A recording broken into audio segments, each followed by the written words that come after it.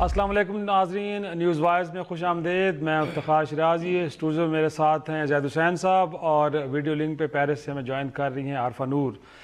ناظرین، وفاقی کابینہ کے اجلاس میں کراچی کو وفاق سے ملنے والے فنڈز کے استعمال پر کچھ شکایات اور تحفظات کے بعد اس حوالے سے ایک کراچی اسٹیئرنگ کمیٹی بنانے کا اعلان کیا گیا ہے، جس کی سربراہی بھی گورنر سندھ عمران اسماعیل صاحب کو سونپی گئی ہے۔ وفاقی وزیر اطلاعات نے وفاقی کابینہ کے اجلاس کے بعد پریس کانفرنس کی اور تفصیلات بتاتے انہوں نے کہا ہے کہ چونکہ کراچی نے تحریک انصاف کو بھرپور انداز میں مینڈیٹ دیا ہے، لہٰذا کراچی کی ترقی حکومت کی اولین ترجیحات میں شامل ہے۔ ساتھ انہوں نے یہ بھی آج واضح کیا ہے کہ جو گنے کی جو کرشنگ ہے، پچھلے ماضی میں نے دیکھا ہے کہ بڑی شکایات رہی ہیں کاشتکاروں کو کہ ان سے بر وقت نہیں لیا جاتا، جو ان کو جو قیمت مقرر کی جاتی ہے وہ نہیں مل پاتی۔ تو انہوں نے واضح کیا ہے کہ سندھ میں اگرچہ دباؤ ہے حکومت پہ کہ شاید اس کو ڈیلے کیا جائے، بٹ 15 نومبر سے کرشنگ سیزن شروع ہوگا۔ اور ساتھ انہوں نے یہ بھی کہا ہے بڑے ایک مخصوص انداز میں کہ انہیں پتہ ہے کہ سندھ کے اندر جو شوگر ملیں ہیں وہ کس شخصیت کی ہیں۔ تو آج ہم ڈیبیٹ کریں گے جو فنڈز کی فراہمی کے حوالے سے اور وہاں اس کے استعمال ہے، بالخصوص کراچی میں۔ لگتا یہ ہے کہ سندھ حکومت اور وفاق کے درمیان ایک نیا تنازع جنم لے رہا ہے۔ اب یہ کیسے جا کے آگے نیا رخ اختیار کرے گا، اور یہ کیا واقعی دونوں حکومتوں کے درمیان ایک بڑی ایک تنازع کی وجہ بن پائے گا یا اس معاملے کو سیٹل کر لیا جائے گا، اس پہ ہم ڈیبیٹ کریں گے۔ اور ساتھ میں چودھری فواد حسین صاحب نے یہ بھی بتایا ہے کہ NFC ایوارڈ جس کو بہت جلد اس کی تکمیل ہو جائے گی، بٹ فاٹا اصلاحات کے بعد فاٹا کو جو انضمام ہوا ہے خیبر پختونخوا میں 3% جو مالی حصہ ہے وہ صوبے دیں گے، اس میں کٹوتی ہوگی، اور پرائم منسٹر نے اس حوالے سے ہدایات جاری کی ہیں کہ پروسیس جلد مکمل کیا جائے۔ دیکھنا یہ ہے کہ کیا صوبے اس بات پہ آمادہ بھی ہیں کہ اپنے حصے میں سے وہ 3% کٹوتی کر کے جو ہے وہ فاٹا اصلاحات کے حوالے سے فنڈز فراہم کریں گے۔ پھر ہم ذکر کریں گے تھر کول پاور منصوبے کا، جس میں مبینہ کرپشن کو لے کے آج سپریم کورٹ نے حکم دیا ہے نیب کو کہ سارے معاملے کی تحقیقات کی جائیں، اور جو 4 ارب روپے خرچ ہوئے اور کہا یہ جاتا ہے کہ اس سے صرف 1 میگا واٹ بجلی بن پائی ہے۔ شدید برہمی کا اظہار چیف جسٹس آف پاکستان نے کیا ہے، اور انہوں نے کہا ہے کہ جاننے کی کوشش کی جائے کہ کیا اس میں کوئی کرپشن تو نہیں ہوئی۔ پروگرام کے تیسرے حصے میں ذکر ہوگا وزیر اعظم کو اپنی ٹیم کی سلیکشن کے حوالے سے جو مشکلات درپیش آ رہی ہیں۔ چند روز قبل معاون خصوصی برائے بیرونی سرمایہ کاری کا عہدہ ملنے والے جن شخصیت کو ملا ہے عامر جہانگیر صاحب، انہوں نے کچھ دن بعد ہی معذرت کر لی ہے کہ وہ اس عہدے کو نہیں لینا چاہتے، کیونکہ سوشل میڈیا پہ ان کو لے کے بڑی تنقید ہوئی ہے۔ اس سے پہلے بھی ہم نے ناظرین دیکھا ہے کہ اقتصادی مشاورتی کونسل کے جو ممبر تھے عاطف میاں صاحب، ان کے حوالے سے تنقید آئی تو خود حکومت نے پہلے کہا کہ ان کو نہیں ہٹایا جا رہا ہے، بٹ بعد میں کہا گیا کہ ان کو بھی کہا گیا کہ وہ عہدہ چھوڑ دیں۔ اسی طرح ہم نے دیکھا ہے کہ جو پولیس ریفارمز کمیشن پنجاب میں بنایا گیا تھا اور سابق IG KP کے ناصر درانی صاحب کو اس کی ذمہ داری سونپی گئی تھی، لیکن IG پنجاب کے تبادلے کو لے کے لگتا ہے کہ انہوں نے بھی خرابی صحت کا ایک بہانہ بنایا بنیادی طور پہ، یا وجہ یہ بتائی، لیکن کہا یہ جا رہا ہے کہ شاید یہ وجوہات تھی جس کی بنیاد پہ وہ گھر چلے گئے ہیں۔ اور پروگرام کے آخر سے میں ذکر ہوگا شہباز شریف صاحب کی گرفتاری کو لے کے نون لیگ احتجاج کر رہی تھی، اور جس دن پنجاب اسمبلی میں صوبائی بجٹ پیش کیا جا رہا تھا، وہاں پہ جو نون لیگ کے ارکان نے جس طرح کا ہنگامہ کیا، وہاں پہ جس طرح کا ماحول ایک بنایا گیا، اور کہا یہ جا رہا ہے کہ پنجاب اسمبلی کے اندر فرنیچر اور باقی املاک کو نقصان پہنچایا گیا، اور اب کہا یہ جا رہا ہے کہ درخواست کی گئی ہے کہ 12 لاکھ روپے نقصان کی ایک FIR کاٹی جائے۔ تو دیکھنا یہ ہے کہ یہ جس طرح کا ماحول بنا ہے شروعات میں پنجاب اسمبلی میں، کیا یہ ختم ہو جائے گا یا یہ سلسلہ اسی طرح چلتا رہے گا۔ تو پہلے چلتے ہیں اپنی ٹاپ سٹوری کی طرف۔ کراچی کے جو اس وقت سچویشن ہے وہاں پر جو فنڈز جا رہے ہیں اس کے بارے میں شکایت ہے کہ صحیح نہیں لگ رہے ہیں۔ وفاق کی طرف سے جو پیسہ گیا ہے وہ بھی وہاں پر صحیح خرچ نہیں ہوا۔ کانسٹیٹیوٹ کیا گیا ہے ایک high powered committee for Karachi transformation, یہ جو ٹاسک فورس ہے یا یہ جو کراچی کی بہتری کے لیے یہ جو بنایا گیا ہے، اس کی جو سربراہی ہے وہ گورنر سندھ کریں گے۔ ہمیں سب کو پتہ ہے سندھ کی شوگر ملیں کون اون کرتا ہے۔ پرائم منسٹر صاحب نے سب سے پہلے تو ہدایت کی ہے منسٹری آف فائنانس کو اور اسد عمر صاحب کو کہ فوری طور کے اوپر NFC ایوارڈ کا جو اجرا ہے یا اس کی جو ریکانسٹیٹیوشن ہے اس کے لیے صوبوں کو اس کا جو عمل ہے اس کو تیز کیا جائے۔ جو فاٹا سیکریٹریٹ ہے وہ ختم ہو جائے گا، اور تمام جو اس کا انتظامی ڈھانچہ ہے وہ چیف منسٹر سیکریٹریٹ کے نیچے جو ہے وہ آ رہا ہے. NFC ایوارڈ میں ہم نے ایڈجسٹمنٹ کرنی ہے چاروں صوبوں نے. 3% حصہ ہے وہ فاٹا کہ ان علاقوں کو جانا ہے. شو میں بار خوش آمدید زید صاحب. انفیکٹ پہلے تو کراچی کو لے لیتے ہیں کہ کہا جا رہا ہے کہ وفاق کی حکومت کا بڑا فوکس ہے کہ وہاں پہ چیزوں کو ایڈریس کیا جائے. وہ صفائی کی صورتحال ہے, وہ پانی کے معاملات ہیں, یا اسٹریٹ کرائم ہے. بٹ یہ ہے کہ تحفظات جن کا اظہار کیا گیا, اب کمیٹی تو بنا دی گئی, بٹ کمیٹی کی سربراہی بھی کس کو دی جا رہی ہے سر؟ گورنر سندھ, جن کا تعلق PTI سے ہے.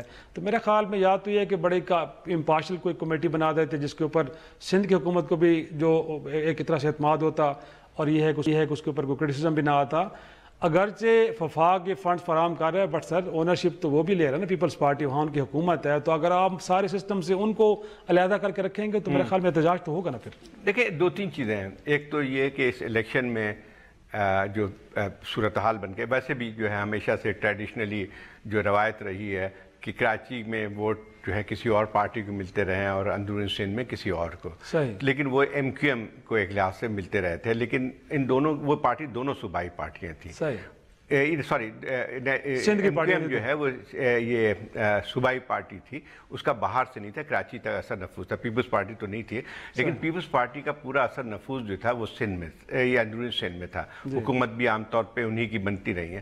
لیکن اس میں پھر یہ ہوتا تھا کہ اس میں ایڈجسٹمنٹ ہو جاتی تھی, کیونکہ MQM اور اس کا اپنا ہوتا تھا جو ایک لحاظ سے جو ہے MQM اکثر صوبائی حکومتوں کا حصہ رہی ہے. بالکل ایسے. لیکن یہاں پہ صورتحال بہت تبدیل ہوئی اس دفعہ الیکشنز میں.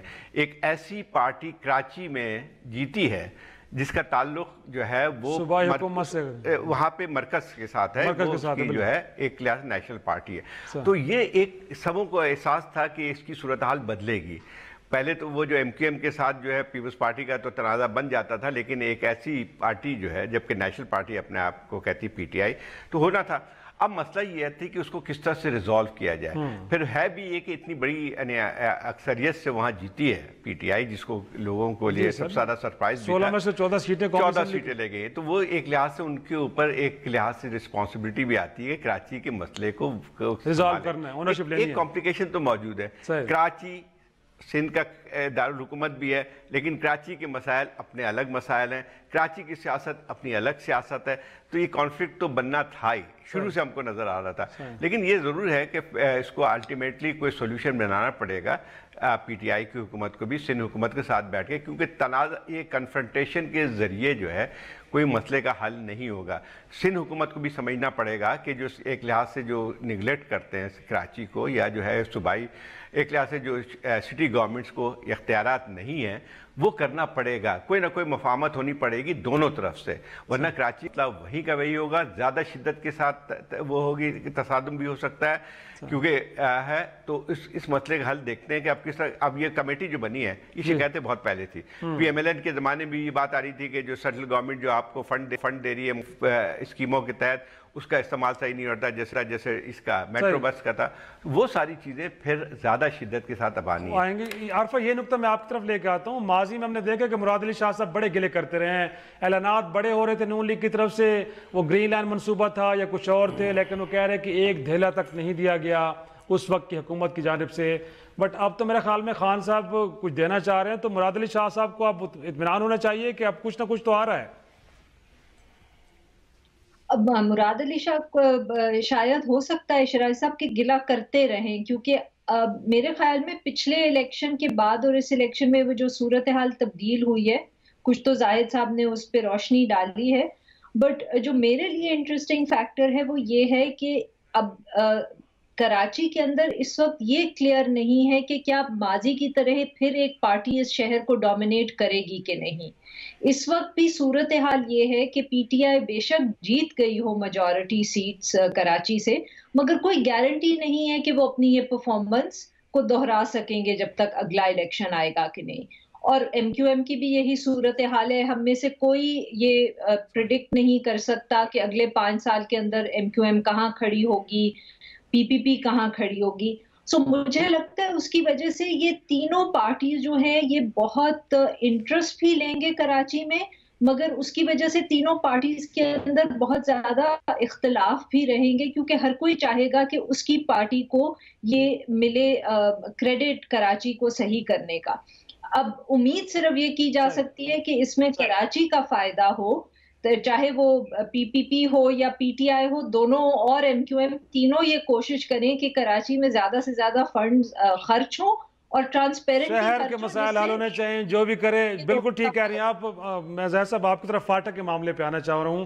ماضی میں ہم نے دیکھا ہے کہ جو این ایف سی ایوارڈ تھا اس کے اندر بڑے ڈیلے آئے ہیں، اور کہا یہ جاتا تھا کہ ڈیفینس کو لے کے، سیکورٹی کے لے کے بھی صوبے اپنے حصوں سے کٹوتی کے لیے تیار نہیں تھے۔ تو اب پرائم منسٹر صاحب کہہ رہے ہیں کہ جی 3% کٹوتی ہوگی، کیونکہ فاٹا اصلاحات کے حوالے سے بھی پیسے چاہیے۔ اگر جو 3 صوبوں میں ہم کہہ سکتے ہیں، پنجاب ہو گیا، کے پی کے ہو گیا، بلوچستان، بٹ سندھ میں تو دوسری جماعت بس اقتدار ہے، تو کیا وہاں سے اپوزیشن آ سکتی ہے؟ اگر آئی تو یہ پروسیس ٹائملی کمپلیٹ ہو پائے گا؟ پھر دیکھیں، ایک تو بنیادی بات یہ ہے کہ فاٹا ایک زم ہونے کا تو فیصلہ ہو گیا ہے۔ جی وہ تو ہو گیا، اس کے انتظامات ہے، لیکن اصل مسئلہ اس کے ساتھ رہتا ہے کہ مین اسٹریمنگ صرف پولیٹیکل نہیں ہے، اس کے ساتھ آپ کو معاشی طور پہ اس کا پاکستان کا انتظامی طور پہ پاکستان کا حصہ بنانا پڑے گا۔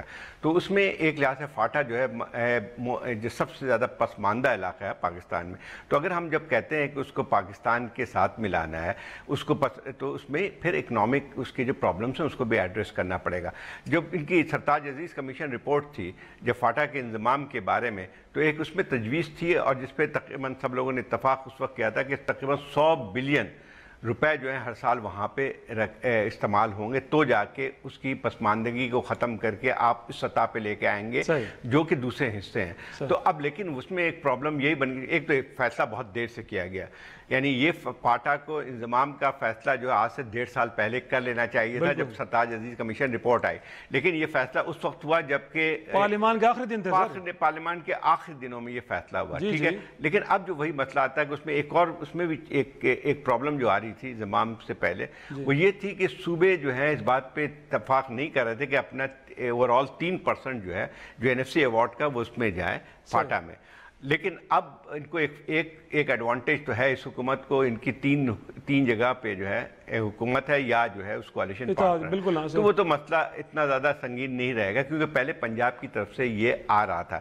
اب سندھ کا رہ جاتا معاملہ، تو لیکن ان کو بات چیت کر کے شاید حل کرنا پڑے گا، کیونکہ پیپلز پارٹی جس کی حکومت وہاں پہ وہ بھی کمیٹڈ ہے اصلاحات کے بارے میں۔ یقینی طور پہ یہی ہوتا ہے کہ اس میں ڈیلے خطرناک بھی ہو سکتی ہے۔ ایک چھوٹا سا بریک کے بعد تھار کول پاور منصوبے کا معاملہ بھی اب سپریم کورٹ نے نیب کو بھجوا دیا، اور ساتھ میں وفاقی کابینہ نے آج یہ بھی کہا ہے کہ ایل جی پی جو ٹرمینل لگائے گئے تھے اس معاملے پہ بھی کمپنیوں سے ریگنیگوشیٹ کیا جائے گا، اور اگر بات نہ بنی تو یہ معاملات بھی ایف آئی اے سے ہوتے ہوئے نیب کی طرف جا سکتے ہیں۔ کتنا اہم ہے یہ معاملہ، ڈسکس کرتے ہیں ایک چھوٹی سی بریک کے بعد۔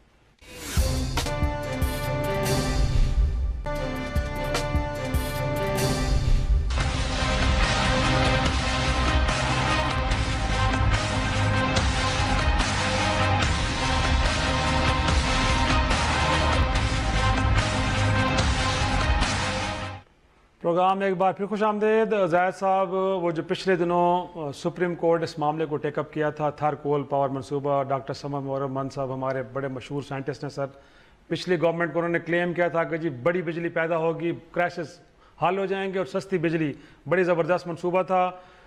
کوئی 4 ارب روپے سر خرچ ہوئے، اگرچہ 8 بلین رکھے گئے تھے۔ 4 بلین لگنے کے بعد 1 میگا واٹ بجلی پیدا ہوئی، اس کو لے کے سپریم کورٹ بڑی برہم میں تھی، اور آج بلاخر یہ فیصلہ کر لیا گیا کہ معاملہ نیب میں جانا چاہیے، کیونکہ ان کو بھی بو آ رہی ہے کہ پیسہ کہیں غبن ہوا ہے۔ اگر لگتا صحیح تو کم از کم 1 میگا واٹ میں سے کچھ زیادہ بجلی پیدا ہوتی ہے، تو میرے خیال میں یہ فیصلہ تو ٹھیک ہے سر۔ دیکھیں، پچھلے بار بھی ہم نے یہ بات کی تھی کہ یہ جو جب اس پروجیکٹ کا اعلان ہوا تھا تو بڑے دعوے کیے گئے تھے اس وقت بھی جو ہے جو ٹیکنیکل جو اس میں ماہرین تھے ان کی طرف سے بھی اس پہ ایک اختلاف موجود تھا کہ یہ نہیں ممکن ہے، بلکہ انہوں نے ہاتھ جوڑ کے کہا کہ نہ کریں، خدا نہ کریں، اور پھر اس کے بعد جو ہے یہ تمام چیزیں ہوتی رہی۔ 4 ارب روپے ڈبانا جو ہے، میں سمجھتا ہوں کہ ذمہ داری ان حکومتوں کی، اس ایڈمنسٹریشن کی بھی آتی ہے۔ मतलब मुबारक समरमन के कहने पे अगर आप जो हैं कि ठीक है उन्होंने अपनी फील्ड में काम किया होगा, लेकिन इसका मतलब तो ये नहीं है कि वो पानी से जो है मोटर भी चलाने शुरू कर दें या कोयले से बिजली पैदा कर सकते हैं, या जो कोल के जो है वो जो गैसिफिकेशन है ना, वो जो नीचे जाके जलाना, उन गैसिफिकेशन के जरिए मैं पढ़ रहा था कहीं पे जो है ये मुमकिन नहीं है, इसकी मिसाल कहीं और नहीं मिलती है। अच्छा, उसके बाद जो है अब उसके बाद जब भी हुकूमतें या जो भी हुकूमत हो, किसी एक पर्टिकुलर उसकी बात मैं नहीं कर रहा हूँ, जब इस किस्म का कोई प्रोजेक्ट होता है तो उसको चाहिए कि दूसरे जो लोग हैं जो कि इससे मामला जो है समझते हैं या जो एक्सपर्टीज मौजूद है, उनको भी कम से कम जो है 4 अरब रुपए बहुत। लेकिन डॉक्टर समर साहब कह रहे थे कि ऑस्ट्रेलिया में इस तरह का मंसूबा चल रहा था, मेरे ख्याल में जाके कुछ देखा था कि चल भी रहा है, क्लेम तो कर रहे थे ना सर वो। अगर फर्ज कीजिए कि 4 अरब रुपए बनाने के बाद खर्च करने के बाद 1 मेगावाट, अच्छा इनका था कि 100 मेगावाट हम करेंगे 8 बजे, लेकिन उसकी कॉस्ट देख लीजिए ना। आजकल जब हम बात करते हैं कि ये जो एनर्जी के प्लांट्स हैं या पावर प्लांट्स हैं, तो वो ये देखा जाता है कि कितनी जो है आपको कॉस्ट इफेक्टिव है, कितनी जो है कीमत आ रही है, उससे प्रोडक्ट क्या होती है। तो अगर फर्ज कीजिए मान भी लिया जाए, इनकी बातों को जो है समझ भी लिया जाए कि वो सही कह रहे थे कि जो है हम इतनी पैदा कर लेंगे तो ज़रा कॉस्ट उसकी ज़रा देख लें, और ये तो बहुत बड़ा घपला है। अब नैब को तो भिजवाना बेवकूफ़ी की बात है, पहले तो ये तय करें कि जो है हर चीज़ नैब का इलाज नहीं है कि यूनिवर्सिटी के अंदर जो है नहीं देखें। बात ये है कि इसकी इंक्वायरी आप उसकी लेवल पे कराएं जो कि यानी एक एक्सपर्ट्स हो। जो देखिए उसमें क्या नैब में क्या करप्शन का तो नहीं है ना केस, सही करप्शन अगर है तो फिर उसको भी मालूम कर लिया जाए पहले। दूसरी बात ये आती है कि फिर जो सिर्फ मुबारक समरमन बहुत बड़े जिम्मेदार होंगे इस वजह से कि उन्होंने मिसलीड किया, लेकिन उस वक्त हुकूमत के लोगों को भी फैसला जो है वो तो हुकूमत ने किया है ना, हुकूमत के लोगों को भी पकड़ना चाहिए। बिल्कुल ठीक है। क्या आपको लगता है वैसे आरफा के जो जैद साहब कह रहे हैं कि सिर्फ सबर मुबारक मान साहब पे जिम्मेदार नहीं है, उस वक्त के जो मिनिस्टर थे, उस वक्त जो प्राइम मिनिस्टर थे, जिन लोगों ने अप्रूवल दी और खतीर रकम गोया कि 8 बिलियन रखे गए थे, शुक्र है कि 4 बिलियन खर्च नहीं हुए, सिर्फ 4 बिलियन भी मामला सामने आ गया। तो आपको लगता है कि हाँ बाकी लोगों को भी इस लपेटे में लाना चाहिए? और साथ में आज फवाद चौधरी साहब ने और वजीर पेट्रोलियम ने कहा कि जी हम LPG का मामला भी नेगोशिएट करने जा रहे हैं। उन्होंने कहा है कि दुनिया में कहीं नहीं होता कि जो रिटर्न ऑन इक्विटी है वो कोई 44%, कहते दुनिया में 18 से 20% तक होता है, पता नहीं ये 44% कैसे नवाजा गया। तो हमें लगता है कि मामला गड़बड़ है। तो इस मामले को उन्होंने कहा कि दोबारा हम बैठेंगे उन कंपनी के साथ, अगर माने तो ठीक, वरना फिर FIA भी है, नैब भी है, तो क्या ये मामला भी जाना चाहिए? और मेरा सवाल साथ में जुड़ा ये भी है कि जो हर रोज आप नई तहकीकाती कमेटियां, करप्शन, इस मुल्क में इन्वेस्टमेंट पहले नहीं आ रही है, आप लोगों को खौफजदा कर रहे हैं, तो ये भी तरीका ठीक है या जो काम भी करना चुपके से करें, बस आप उसके बाद रिजल्ट लोगों को बताएं? शिराजी साहब, असल में मसला हमारे मुल्क में ये हो गया है कि जब भी किसी प्रोजेक्ट के अंदर हमें लगता है कि कोई मसला था तो हमारा फौरन जो सारी तवज्जो होती है ना वो इस पे होती है कि ओह इसमें करप्शन हुई है और हमने वो पैसे वापस लाने हैं मुल्क में। ये जो एक वन साइडेड डिबेट है ना, जो मतलब कि डोमिनेट कर गई है हमारी सारी गवर्नेंस मॉडल को, हमारे सारी रियासत को, ये बहुत बड़ा मसला है। देखिए इशू ये है कि जैसे कि जाहिद साहब ने कहा कि हमने ये नहीं देखना, मेरे ख्याल में भी कि थर कोल के अंदर ये जो प्रोजेक्ट था कि इसके अंदर पैसे किधर गए, देखना हमें ये चाहिए कि ये इतना अगर फैसला गलत था तो ये फैसला हुआ कैसे, किसने किया, एक इंडिविजुअल ने किया, फीजिबिलिटी क्यों नहीं थी, इतने जो इंस्टीट्यूशंस हैं उन्होंने अपना किरदार क्यों नहीं अदा किया और क्यों नहीं रोका गया इस फैसले को, इस एग्जीक्यूटिव डिसीजन को। और उससे फिर और जब ये हम तय कर लेंगे कि ये कहाँ गलती हुई तो फिर भी हमारी जो तवज्जो है वो पैसों के ऊपर नहीं जानी चाहिए बल्कि इस चीज पे जानी चाहिए कि हम ये कैसे डिटरमिन करेंगे कि अगली दफे मुस्तकबिल के अंदर हम ऐसी गलती ना कर पाए। हम सिस्टम के रिफॉर्म की बात नहीं करते, हम गलतियों से सीखते नहीं हैं। हमारी सारी जो तवज्जो है ना वो इस चीज पे है कि हर प्रोजेक्ट में पैसे खाए गए हैं और वो पैसे हमने वापस लाने हैं। ये एक ट्रक की बत्ती सी बन गई है जिसके पीछे हम सब लगे हैं। सब कुछ ऐड करना चाह रहे हैं। देखिए 4 अरब रुपए एक्सचेकर के जाए गए जी, تو وہی بات آتی ہے کہ ضائع اگر یہ زیادہ خوفناک بات ہو جاتی ہے کہ ضائع ہماری نااہلی کی وجہ سے ہوئے ہیں، نااہلی کی وجہ سے ہوئے ہیں، یا جو بھی اس کے پیچھے پس منظر ہمارا پراپر ہوم ورک نہیں تھا کہ آپ نے یہ تو ایسا ہی ہوا کہ اس پھر آپ جو 4,000 روپے اس کو بھی دے دیتے بیچارے کو جو کہ پانی سے موٹر گاڑیاں چلانے کا دعویٰ کر رہا تھا. ہم تو اس لیول پہ آ گئے نا. میں فکر ہے کہ کیوں یہ آوازیں نہیں سنی گئیں اور ان کو سن کے ان 4 ارب روپے کو بچایا جا سکتا تھا. ایک بریک، اور بریک کے بعد ہم ذکر کریں گے وزیراعظم عمران خان صاحب کا، جن کے بارے میں کہا جا رہا ہے کہ ان کو اپنی کابینہ سازی کے اندر بڑے تنقید کا سامنا ہے کہ بڑے قریبی دوستوں کو اپنی کچن کیبنٹ ہو یا دیگر عہدے وہ ان سے نواز رہے ہیں. کچھ تو تنقید آنے کے بعد چھوڑ کے جا بھی رہے ہیں. کتنی ویلڈ تنقید ہے اور کیا اس کو لے کے خان صاحب کو اپنے وہ کہتے ہیں نا کہ اسٹریٹجی کو ایڈریس کرنا چاہیے کہ نہیں؟ ایک چھوٹی سی بریک کے بعد ڈسکس کرتے ہیں.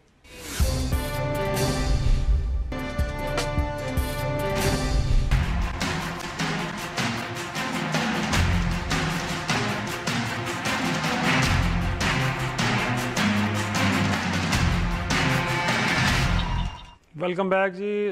زید صاحب، ایک اور معاملہ جو خان صاحب کے ساتھ جڑا ہے اور وہ یہ ہے کہ انہوں نے ماضی میں تو بڑی تنقید کی تھی نواز شریف صاحب پہ کہ انہوں نے یہاں تک کہا تھا کہ جو اپنے ذاتی ملازم ہیں آپ نے ان کو اپنے معاون خصوصی رکھا ہوا ہے. وہ ذکر کرتے تھے آصف کرمانی صاحب کا، عرفان صدیقی صاحب کا، فاطمی صاحب کا، اور باقی نام بھی لیے جاتے تھے کہ ان کا کیا میرٹ بنتا ہے کہ ان لوگوں کو معاون خصوصی رکھا جائے. بٹ اب وہ غلطیاں خود بھی ماشاءاللہ سے کر رہے ہیں. نعیم الحق صاحب، زلفی بخاری صاحب، پچھلے دنوں اب یہ عامر جہانگیر صاحب کو کہا جاتا ہے کہ ان کے قریبی دوستوں میں ان کا شمار ہوتا ہے. تو یہ لوگ بھی تو سر اب انہی عہدوں پہ جا کے بیٹھے ہوئے ہیں. اور کچھ تو ایسے ہیں کہ جنہوں نے میرے خیال میں جب سوشل میڈیا کے اوپر شدید کرٹیسزم آیا ہے تو انہوں نے خود ہی کہا کہ جی تھینک یو ویری مچ، ہم یہ عہدہ لینے کے لیے تیار نہیں ہیں. تو مہربانی آپ آپ نے آفر کیا بٹ ہم نہیں چاہ رہے. دیکھیں دو الگ چیز یہ ہے، دیکھیں یہ سوشل میڈیا کا دور ہے جی، اور یہ بات جیسے آپ نے کی بالکل صحیح ہے کہ پہلے پی ٹی آئی نے بھی ہر چیز پہ کرتی تھی، حق پہنچتا تھا، اور یہ کوئی بری بات نہیں ہوتی ہے کہ آپ کہیں کہ یہ چیز غلط ہے یا صحیح ہے. لیکن حکومت کا پھر فرض ہوتا ہے کہ چیزوں کو ذرا پھر اگر مضبوط حکومت ہوتی ہے تو اس کے اوپر رہتی ہے. اب جن کے نام لیے ہیں وہ سب ایک ساتھ نہیں دیکھے جا سکتے ہیں، ہر ایک کی نوعیت الگ الگ ہے. تھوڑا سا اس پہ بھی ہمیں کرنا چاہیے. نعیم الحق، ہمارا اختلاف ہو سکتا ہے ان کے، چاہے کسی کو چہرہ پسند نہ ہو، لیکن وہ پارٹی کے ساتھ تقریباً 18-19 سال سے ہیں، بلکہ جب سے پارٹی بنی ہے اس میں ہے. تو اس کا صرف یہ نہیں ہے کہ دوست ہیں اس وجہ سے ان کو بنا دیا گیا، میرٹ بنتا ہے. تو یہ میرٹ بنے یا نہ بنے، میں اس میرٹ پہ نہیں جا رہا ہوں، لیکن اس کو میں خالی کہہ رہا ہوں کہ یہ الگ الگ چیزیں ہیں اور اس پہ تنقید کوئی معنی نہیں رکھتی ہے، کیونکہ پھر تو کہیں آسمان سے لے کے تو نہیں آئیں گے آپ. دوسری بات اور آتی ہے کہ جیسے یہ آپ نے شروع میں عاطف کا، میاں عاطف کا نام، میاں عاطف صاحب، میاں عاطف کی نوعیت بہت تھوڑا سا ہم کو اس پہ الگ الگ کرنا چاہیے. دیکھیں اس میں کوئی، انہوں نے ایک مشہور ترین پاکستان کے سب سے زیادہ اور انٹرنیشنلی فیمڈ جو ہیں وہ کیا کہتے ہیں معاشیت دان ہیں، ان کو ہم نے اپریشیٹ کیا تھا سر، صاحب یاد ہوگا. صحیح بات ہے. تو اس میں جو ہے وہ تو جن لوگوں نے پروپیگنڈا کیا تھا اور اس کو کوئی حکومتی عہدہ نہیں دیا گیا تھا ان کو، وہ غلط تھے. صحیح بات یہ تھی کہ اس میں نہ ہی پی ٹی آئی کا وہ ہے. پی ٹی آئی کا قصور یہ ہے کہ انہوں نے کیوں ان چیزوں کو مانا. ہمارے تو الٹی بات کر رہے ہیں نا، بالکل ٹھیک ہے، کہ جو آپ نے جو ہے اگر ایک کوئی مذہب کی بنیاد پہ جو ہے آپ نہیں کسی کے ساتھ تفریق کر سکتے ہیں، تو یہ تو میرے خیال خود ویکنس جو ہے پی ٹی آئی کی دکھائی تھی. اس میں کوئی ضرورت نہیں تھی کہ جو ہے ایسے تو 50 میں آپ کی شکل نظر پسند نہیں آئی میں کہوں اس کو فلانے کو ہٹا دو. یہ بات صحیح ہے کہ جو ہے عامر جہانگیر کے مسئلے پہ بات آئی، تو یہ تو دور ہے سوشل میڈیا کا، اس میں ساری باتیں آئیں گی. جہاں تک بابر اعوان صاحب کا تعلق ہے، وہ جب ان کے اوپر ریفرنس گیا تو ہٹایا گیا ان کو اور صحیح کیا گیا. میرے خیال یہی ایک لوگوں کو اور تقریر بھی کرنی چاہیے کہ جن کے خلاف ریفرنسز ہیں ان کو نہیں لینا چاہیے. تو یہ تو الگ الگ چیز ہوں گی نا.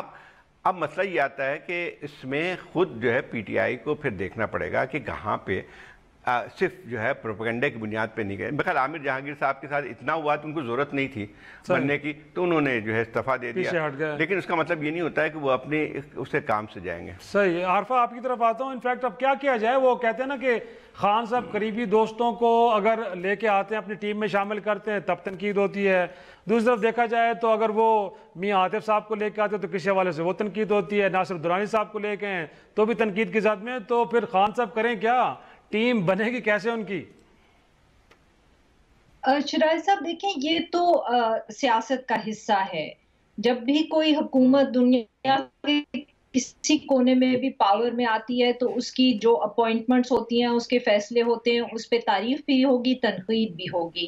اور حکومت کو اس کو برداشت بھی کرنا سیکھنا پڑتا ہے، اور یہ بھی سیکھنا پڑتا ہے کہ کئی دفعے بہت زیادہ تنقید ہوگی تو آپ کو اپنے فیصلے جو ہیں یا اپوائنٹمنٹ جو ہیں وہ تبدیل بھی کرنے پڑتے ہیں۔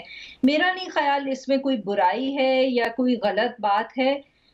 زیادہ سے زیادہ ہم یہ کہہ سکتے ہیں کہ حکومت کو ایسی اپوائنٹمنٹس کرنے سے پہلے ہوم ورک اپنا کر لینا چاہیے کہ اگر کوئی بہت کنٹروورشل انسان ہے تو وہ پہلے ہی اپوائنٹمنٹ نہ کرے۔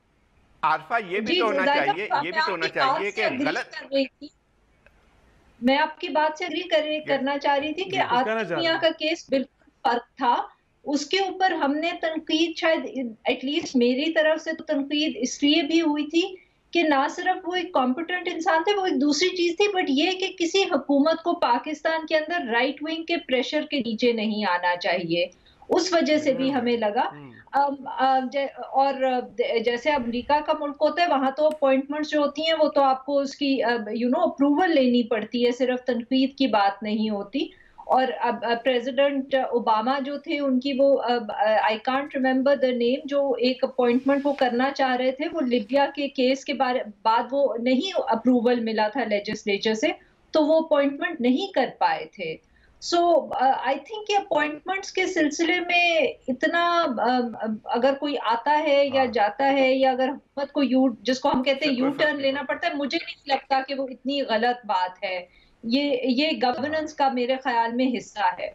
جی سوری، آپ اس وقت کچھ کہہ رہے تھے زاہد صاحب۔ میرٹ پہ آپ نے کیا تو پھر کرٹیسزم جیسا بھی آپ اس کی پرواہ نہ کریں۔ نہیں، دیکھیں ایک بات ہوتی ہے، کرٹیسزم تو ہر حالت میں ہوگا، کسی کو چہرہ کسی کا پسند نہیں آئے گا، کسی کو نہیں پڑھنا آئے گا، لیکن وہی بات آتی ہے کہ جو آپ یا تو اگر سمجھتے ہیں صحیح اپوائنٹمنٹ ہوئی تو اس پہ سٹینڈ لینا چاہیے، پیچھے نہ ہٹے، پھر اگر پھر پیچھے نہیں ہٹے کیونکہ پھر تنقید تو ہوگی۔ میاں عاطف کے معاملے میں پہلے انہوں نے سٹینڈ لیا، انہوں نے کہا جی ہم نے عاطف کا ایک اور بات بھی ہے کہ میاں عاطف کے جو ہے وہ کوئی انہوں نے عہدہ نہیں دیا گیا تھا، اور اتنی کمزوری دکھائی حکومت نے کہ صرف آپ نے اس کو مشاورتی، جس کا نہ کوئی سرکار یعنی پبلک آفس سے کوئی تعلق تھا، مشاورتی ایڈوائزری باڈی میں تھے، اس تک پہ آپ اسٹینڈ۔ اب دوسری بات عامر جہانگیر کا پرسنل فیصلہ ہے، صحیح، یہ انہوں نے سوچا کہ تنقید ہو رہی ہے تو میں جو ہوں بجائے اس کے کہ کوئی عہدہ اپنے سامنے لگاؤں، اس کو جو ہے وہ کریں، تو یہ تو سب کو حق پہنچتا ہے۔ بہت سے ایسے فیصلے ہوئے ہیں دنیا بھر میں ہوتے ہیں کہ جب لوگوں پہ بہت زیادہ تنقید ہوتی ہے تو پھر وہ بجائے اس کے کہ اس جواب اور سوال کرتے رہیں،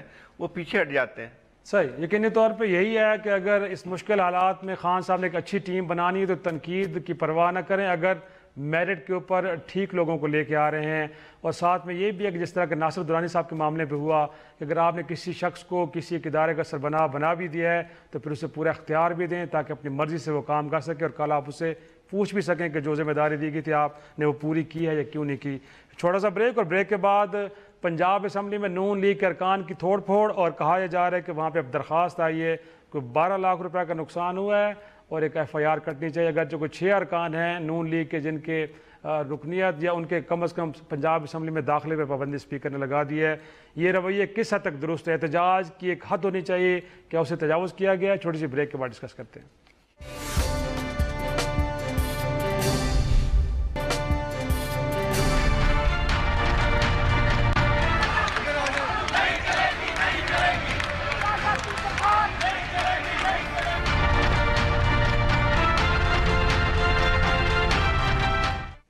پروگرام میں آپ خوش آمدید زاہد صاحب۔ قومی اسمبلی میں اور سینیٹ کے اندر تو نون لیگ کا رویہ بڑا مناسب، اور ہم تعریف بھی کرتے رہتے ہیں کہ بڑے بہتر انداز میں ہاؤس چل رہا ہے اور ان کی پارٹیسپیشن بھی بڑی ٹھیک ہے، لیکن پنجاب اسمبلی میں کیا ہوا سر؟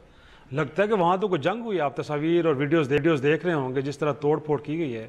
میرے خیال میں سر یہ رویے کسی جمہوری جماعت کو زیب تو نہیں؟ بالکل صحیح بات ہے، وہ کل تو ہم تو بڑی خوشی تعریف کر رہے تھے کہ شہباز شریف صاحب نے بڑی اچھی تقریر کی، مدلل تقریر کی، اور جو ہے کوئی کنفرنٹیشن کی بات اس طرح سے نہیں کی ہے، اور بڑے اچھے طریقے سے اجلاس چلا۔ لیکن یہ کہ بڑی افسوسناک ہے بات کہ پنجاب اسمبلی میں اس قسم کی چیز ہوئی، یہ بہت کم دیکھنے میں آیا۔ اوکے، فیاض چوہان کہہ رہا تھا کہ حمزہ شہباز لوگوں کو کہہ رہا تھا کہ ذرا یہ جو ہے اس سے مطلب یہ ہے کہ چاہتے کیا، اگر فرض کی اس قسم کا ہلڑ بازی رہتی ہے، یہ میرے خیال جو جس دن بجٹ پیش کیا گیا قریبی جو تاریخ رہی ہے اس میں کبھی اتنا نہیں ہوا تھا۔ ایک واقعہ بہت پہلے ہوا تھا جہاں پہ ہنگامہ ہوا تھا اسمبلی میں، شاید ایسٹ پاکستان جب تھا اس وقت، تو وہ ایک اسپیکر ایک جو ہے وہ ایک ممبر یا اسپیکر ڈپٹی اسپیکر جو ہے وہ بیچارہ مر گیا تھا اس میں. 1995 کا بھی کہتے ہیں کہ جب وٹو صاحب تھے اسپیکر اس وقت بھی کوئی اس طرح کے ماحول ایک بنا تھا, لیکن اس کے بعد تو اس کی مثال تو میں نے کبھی بھی نہیں دیکھی ہے. حالیہ اس میں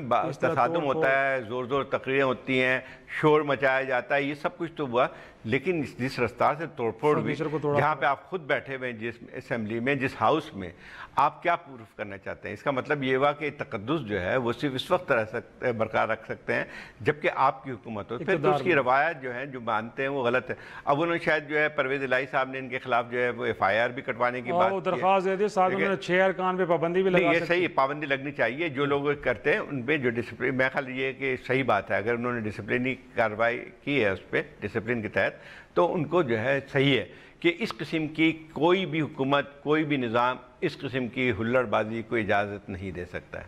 عارفہ, انفیکٹ لگتا ہے کہ پارلیمان کے گھر کو اندر کے لوگوں سے, گھر والوں سے زیادہ خطرہ ہے. ماضی میں بھی ہم نے دیکھا ہے کہ یہیں سے معاملات اٹھتے ہیں اور اس کے بعد سسٹم کمزور ہوتا ہے اور پھر کچھ اور ہو جاتا ہے. تو یہ شروعات پنجاب اسمبلی میں کی گئی ہیں, کیسے دیکھ رہی ہیں؟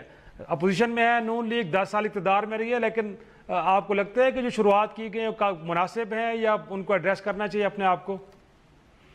نہیں شرائط صاحب, میرا نہیں خیال کوئی بھی ایسے بیہیویئر کو مناسب کہہ سکتا ہے. ویسے یہ ہے کہ ہم نے بہت ساری دنیا کی پارلیمنٹس میں کبھی نہ کبھی اس قسم کے واقعات ہوتے ہیں, جیسے لڑائی ہو گئی, کرسیاں ایک دوسرے پہ چل گئیں اور اس طرح کے واقعات, اور وہ ہمیشہ ہیڈ لائنز اسی لیے بنتا ہے کیونکہ ہم کبھی بھی دنیا کے کسی کونے میں بھی اس کو مناسب نہیں سمجھا جاتا, اس لیے وہ خبر بنتی ہے.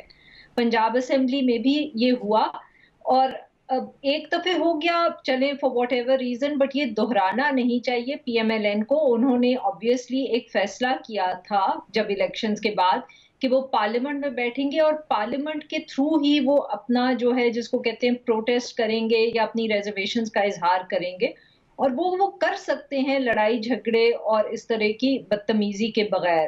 اور اگر یہ بہت زیادہ وہ کرتے رہیں گے تو پھر انفارچونیٹلی ہمیں پی ایم ایل این کی اسی طرح تنقید کرنی پڑے گی جیسے ہم نے عمران خان صاحب اور پی ٹی آئی کی 2014 کے دھرنے میں کی تھی, کہ جمہوریت کا ایک طریقہ ہوتا ہے, اس میں پروٹیسٹ کرنے کا بھی طریقہ ہوتا ہے. یہ نہیں ہو سکتا کہ آپ پارلیمنٹ میں آئیں اور آپ اس کو ایک اکھاڑا بنا دیں اور آپ سمجھیں کہ آپ جمہوری طریقے سے پروٹیسٹ کریں.